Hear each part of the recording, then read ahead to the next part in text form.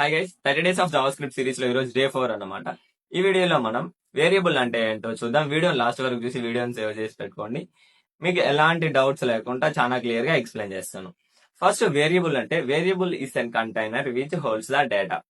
Variable అనేది ఒక container లాగా యాక్ట్ చేస్తుంది. ఆ వేరియబుల్ లో మనం డేటా అనేది అయినా స్టోర్ చేస్తాం. ఇప్పుడు ఒక ఎగ్జాంపుల్ చెప్తాను, మీకు ఒక క్లారిటీ అనేది వస్తుంది. ఫస్ట్ మనం కిచెన్ లోకి వెళ్ళామంటే కిచెన్ లో డిఫరెంట్ డబ్బాలు అనేటివి అల్మారా పైన ఆర్గనైజ్ చేసి పెట్టి ఉంటారు. లైక్ కారం డబ్బా అని, సాల్ట్ అని, పెప్పర్ అని, చికెన్ మసాలా అని. మనం ఎగ్జాంపుల్ గా ఇప్పుడు సాల్ట్ డబ్బా అని సెలెక్ట్ చేసుకున్నామంటే ఆ సాల్ట్ అనేది నేమ్ అన్నమాట. ఆ డబ్బా ఉంది చూసారా, అది వేరియబుల్. ఆ డబ్బా లోపల సాల్ట్ స్టోర్ అయి ఉంటుంది కదా, సో అది డేటా. అర్థమైంది అనుకుంటా. ఇంకేమైనా డౌట్స్ ఉంటే కామెంట్ సెక్షన్ లో మెన్షన్ చేయండి, నేను ఖచ్చితంగా మీ డౌట్స్ ని క్లారిఫై చేస్తాను.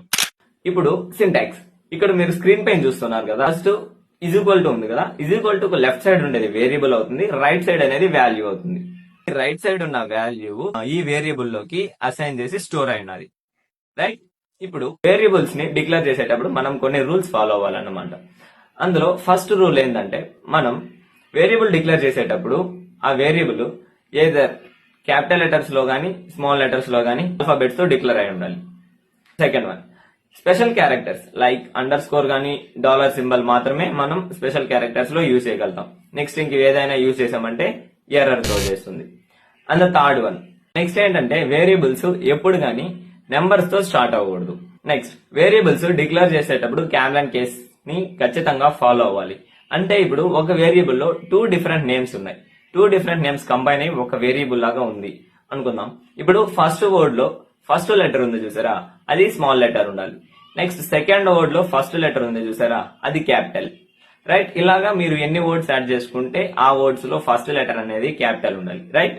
అండ్ నెక్స్ట్ వన్ ఏంటంటే, జావా స్క్రిప్ట్ లో వేరియబుల్స్ అనేటివి కేస్ సెన్సిటివ్. ఇప్పుడు ఎగ్జాంపుల్ గా స్క్రీన్ పైన చూడండి, నేను ఒక దగ్గర స్కోర్ అని డిఫైన్ చేశాను, ఒక దగ్గర వచ్చి స్కోర్ అని డిక్లేర్ చేసేటప్పుడు క్యాపిటల్ ఎస్ అని ఇచ్చా, అదే నెక్స్ట్ యాక్సెస్ చేసేటప్పుడు స్మాల్ ఎస్ అని ఇచ్చా. ఇలా ఇస్తే ఖచ్చితంగా ఎర్రర్ త్రో చేస్తుంది. దీన్ని కేస్ సెన్సిటివ్ అంటారు.